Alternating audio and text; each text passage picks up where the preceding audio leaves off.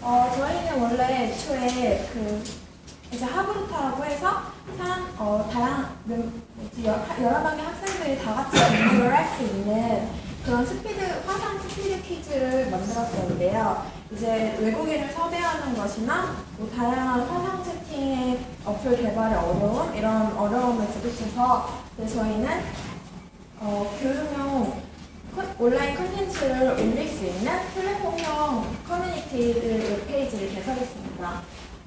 IT에서 커뮤니티의 의미에 대해서 얘기를 해볼 텐데요. 우선 커뮤니티란 소통입니다. 소통의 가치는 이제 소통을 하는 과정에서 다양한 콘텐츠들이 창출된다는 것이 가치가 있는데요.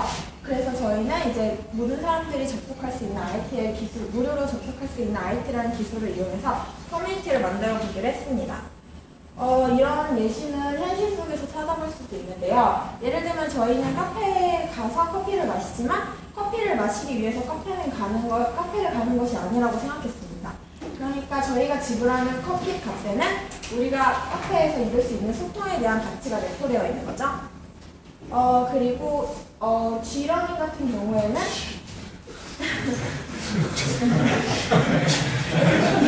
G러닝 같은 경우에는 이제 게임이라는 가치 속에서 우리가 교육이라는 가치를 얻을 수 있다는 공통점이 있죠.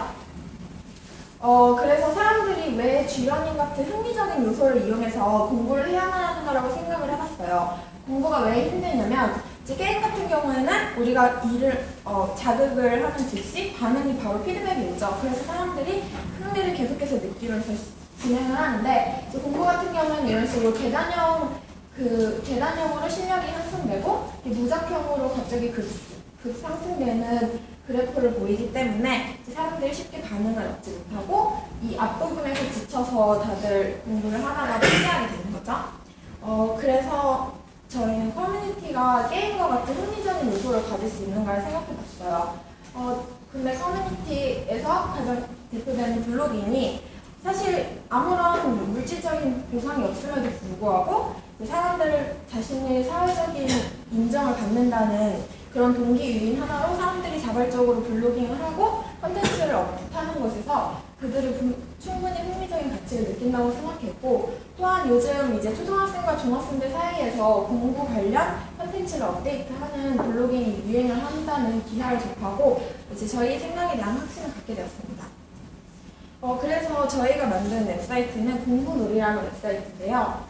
사람들은 이렇기 때문에 놀이를 추구하고 또 이제 남들에게 잘 보이고 싶어하는 그런 사회적으로 인정받고 싶어하는 마음이 이제 소통의 출발점이라고 생각해서 공부놀이라는 웹사이트를 출시했습니다. 저희 웹사이트에서 제공하는 점은 이제 커뮤니티이되 주제를 공부로 하는 커뮤니티를 만들어서 이제 사람들이 공부라는 하나의 주제를 가지고 다양하게 소통할 수 있는 플랫폼을 제공하는 것이 저희 목표입니다. 이제 기존 커뮤니티랑 게임과 다른 점은 이제 게임은 자신의 에너지를 소비함으로써 그대로 소비하는 것으로 끝나지만 이제 저희 웹사이트에서는 저희 시간과 노력을 투자해서 생산적인 콘텐츠를 만들어낸다는 것이 저희 웹사이트의 장점이고, 또 이제 기존 커뮤니티와는 달리 공부라는 하나의 주제로 모든 콘텐츠를 묶는다는 점에서 차이점을 갖는다고 볼 수 있습니다. 1분 남았습니다. 네, 그래서 저희가 만든 웹사이트는 지금 이런 형태인데요. 아직은 로컬 컴퓨터에서만 만들어서 이제 그 도메인 떠가지고 온라인으로 업데이트하기만 하면은 바로 누구나 접속할 수 있는 상태인데, 이제 이렇게 게시판을 만들고 이게 메인 화면이에요. 이제 여기에는 이미지 같은 게 들어갈 예정이고, 이제 게시판에 최근 글이랑 이제 뭐 베스트 측정글 같은 것도 추가할 예정입니다. 그래서 여기 오른쪽에 보시면 국어, 영어, 사회, 과학이라고 저렇게 메뉴가 있고요. 이게 각 메뉴로 들어가시면 이렇게 게시판이 나오고, 지금 이제 테스트로 막 글을 써놓은 거라서 이제 그리고 검색도 가능하고요. 이제 로그인도 가능하고, 이렇게 회원가입 폼을 만들어서 여기다 나중에 이메일이 이제 학년이나 어느 초등학교를 다니는지 그런 걸 추가하고 이제 게시판 글 쓸 수 있고, 여기 보면 추천하기도 있고 글 댓글도 달 수 있어서 사람들이 소통할 수 있는 공간을 만들려고 합니다. 이제 앞으로는 오프라인 온라인으로 저희가 홍보를 해가지고 웹 순환을 통해 학생들을 유입할 예정입니다. 감사합니다.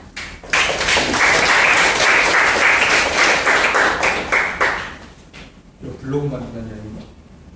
블로그라기보다 블로그는 혼자 하는 거잖아요. 그게 아니고 저희는 다 같이 콘텐츠를 업데이트할 수 있는 플랫폼을 만들고자 했습니다. 질문하고 답변이 얼마나? 질문하고 답변하는 것보다는 스스로 오늘 공부한 것에 대해서 어떤 공부를 했고 또 그 다음에 이제 본인이 예를 들어서 가족과 함께 여행을 갔다 오면은 그거에서 얻은 것에 대해서 이제 교육적인 가치로서 업데이트를 할 수 있는 거죠. 예를 들면 사회라든가 뭐 내가 오늘 어디 갔는데 그 할머니네 집에 가족 여행 갔는데 그곳에 뭐 문화 리서치 같은 게 있었다면 아니면은 뭐 전통놀이를 했다든지 그런 식으로 해서 본인이 스스로 체험한 거를 업데이트할 수도 있고 이제 그걸 교과목과 연계해서 업데이트하고 이제 학생들은 본인이 원하는 콘텐츠를 검색해서 찾아볼 수도 있고 그런 공부랑 관련된 콘텐츠를 공유하게 하는 것이 목적입니다.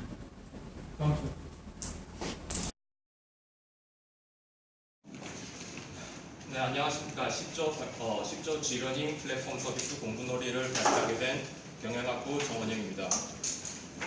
먼저 발표 목차부터 시작하겠습니다. 트렌드에 대해서 먼저 말씀드리고 저희 공부놀이 제품 소개, 그 다음에 1, 2차 유저 테스트에 대해서 말씀드리고 마지막으로 결론에 대해서 말씀드리겠습니다. 네, 먼저 트렌드 분석입니다. 여기 보시는 그래프는 e러닝, EBS 수능 강의와 사이버 가정 학습에 대한 활용 현황표입니다. 파란색이 EBS 수능 강의 표고 초록색이 사이버 가정 학습입니다. 2005년부터 2014년까지 촬영돼 보시다시피 꾸준히 증가 추세입니다. 2013년도에 저 EBS 수능 강의가 갑자기 확 떨어졌는데 저게 EBS 쪽에서 안 쓰는 아이디를 정리를 해서 갑자기 떨어졌다고 그래요. 그래서 실제로는 인터넷을 통한 e러닝 자체는 지속적으로 증가해 있다고 보셔도 되겠습니다. 그리고 한편으로는 중고생 사이에서 공부 블로그란 게 인기를 끈다고 합니다. 공부 블로그란 게 자기 개인이 블로그를 운영하면서 자기가 하는 공부에 대한 계획표도 올리고 뭐 추천 문제집도 공유하고 뭐 그런 것에 다른 사람들이 또 댓글도 달고 자기도 댓글을 달고 그런 것들이 공부 블로그입니다. 그래서 저희 10조는 이런 트렌드 분석, 이런 트렌드에 맞춰서 인터넷으로 공부를 하는 인터넷 G러닝 서비스 플랫폼 서비스인 공부놀이를 구상을 했습니다. 공부놀이를 소개드리면 기존의 학원, 과외 인터넷 강의와 어떤 차이점이 있는가? 기존의 학원, 과외 인터넷 강의는 가르쳐주는 선생과 배우는 학생이 동등한 관계가 아니라 상하 관계이고 한 명의 선생이 복수의 학생들에게 자신의 지식을 일방적으로 가르치는 그런 관계입니다. 그런데 저희 공부놀이는 앞서 말씀드렸던 블로그하고 비슷하게 사용자 한 명 한 명이 각자가 학생이고 각자가 수평하게 어느 한 명이 더 우위에 있지 않은 그런 수평적인 네트워크를 이루는 것이 가장 큰 차이점이라고 말씀드릴 수 있겠습니다. 그래서 저희 공부놀이는 공부와 커뮤니티를 접목시키는데요. 저희 10조가 저번 중간 발표 때 카페를 예로 들었었습니다. 카페에 커피만 마시러 가는 게 아니라 커피는 매개체고 그것과 커뮤니티를 오히려 접목시키는 것이었는데요. 저희 10조도 카페처럼 공부를 매개체로 공부와 커뮤니티를 접목시키는 그런 것을 생각을 했습니다. 그래서 저희 공부놀이가 하는 역할은 글에 대한 지속적인 관심과 반응을 책임져주는 그것을 표현하고 쉽게 전달받을 수 있는 그런 플랫폼으로서 작용을 하는 것입니다. 그래서 공부놀이에서 활동하는 유저의 활동 사이클은 다음과 같은데요. 포스팅을 먼저를 하면 다른 사람이 이것을 열람하고 그것에 대한 반응을 댓글이나 추천, 조회수 이런 것으로 표현을 하고 그것에 대해서 처음 게시자와 열람자에 대한 보상이 이루어지는, 그래서 이런 보상이 다시 포스팅에 대한 유인이 되는 그런 구조를 갖추고 있습니다. 저희 공부놀이 플랫폼은 이런 사이클이 잘 큰 비용 없이 잘 이루어질 수 있도록 해주는 그런 플랫폼이라고 할 수 있겠습니다. 그래서 다음으로 저희 공부놀이 사이트를 소개해드리겠습니다. 사이트 주소는 밑에 보시는 바와 같이 study놀이.xyz고요. 공부놀이 이 화면은 공부놀이 처음 들어가면 가장 먼저 보이는 화면입니다. 왼쪽에 최신 글이 가장 최근에 올라온 글들을 보여주는 것이고, 오른쪽에 인기 글은 이제 조회수나 추천수를 바탕으로 인기 있는 글들을 차례로 보여주는 것입니다. 위쪽의 메뉴를 차례로 설명드리겠습니다. 네, 친구야 도와줘 메뉴인데요. 이 게시판은 모르는 문제를 올린 후에 도움을 받는 게시판입니다. 저런 식으로 글을 쓸 때 자기가 이제 풀다가 틀린 문제, 뭐 모르는 문제 이런 것들을 자기가 사진을 찍어서 올리고 그것에 대해서 다른 사람들이 이제 답변을 해주는, 댓글로 답변을 해주거나 개별글로 이제 답변을 해주는 그런 게시판이 되겠습니다.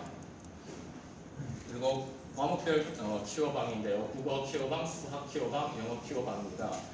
이 키워방은 저희 공부놀이 사이트의 가장 핵심이 되는 요소입니다.